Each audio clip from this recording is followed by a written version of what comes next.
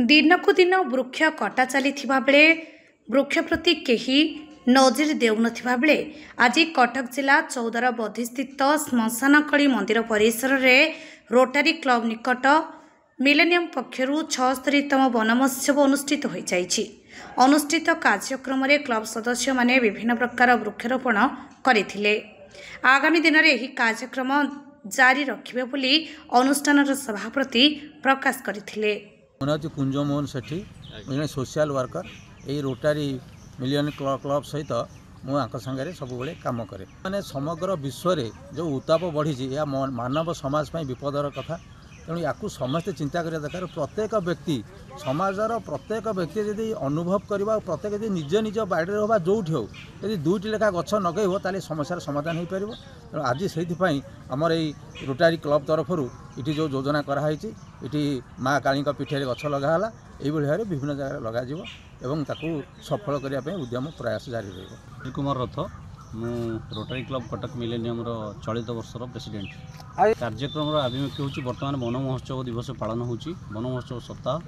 तो सही परिप्रेक्षी में आमर रोटारी गोटे प्लांटेशन ड्राइव अच्छी आम प्लांटेशन प्रोग्राम आज एठार वृक्षरोपण कलु।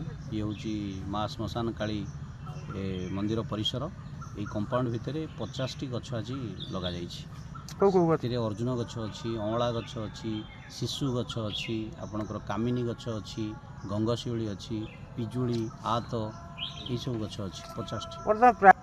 से आम ये माँ श्मशान काली मंदिर को बाछिलु कारण ये जो युवक परिषद अच्छा से मैंने बढ़िया से बगीचा गोटे कर देखिए खुशी लगे निज तत्वावधान से गछ गुड़ सब बंचाई से भाव में ये गछ को बंचाइए बोली आम सहित सहयोग काम आरंभ कर।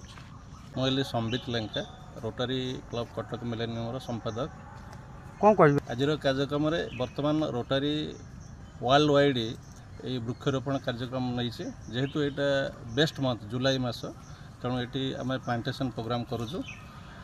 आपड़ जानी प्लांटेशन कौन ना प्लांटेशन द्वारा आमर कार्बन डाइऑक्साइड एब्जॉर्ब करुच्ची गछ आ बहुत मात्रा रे ऑक्सीजन दौर जहाँकि आमर पॉल्यूशन वर्ल्ड वाइड जो एनवायरनमेंट सस्टेनेबल होची ह्यूमिडिटी टेम्परेचर को ये करुच्ची इक्विलिब्रियम करुच्ची से प्लांटेशन प्रोग्राम आज आगामी दिन कौन रखिंट आगामी दिन में आम आहरी 500 गछ प्लांटेशन करूँ। आज ये 50 गछ प्लांटेशन करूँ आहरी 500 गछ प्लांटेशन करूँ। दीपक कुमार महांत मु रोटारी club Cuttack millennium immediate past president.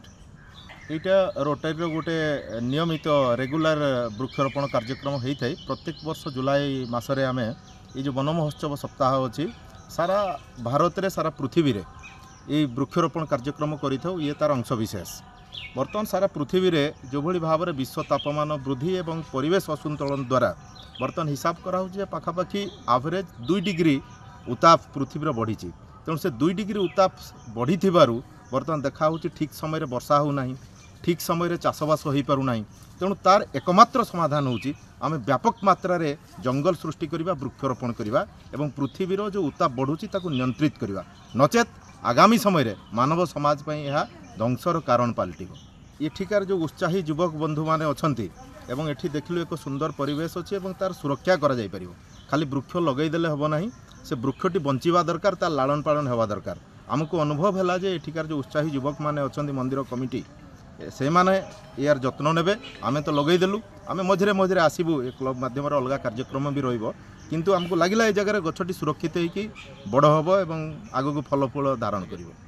Bureau report live live Odia.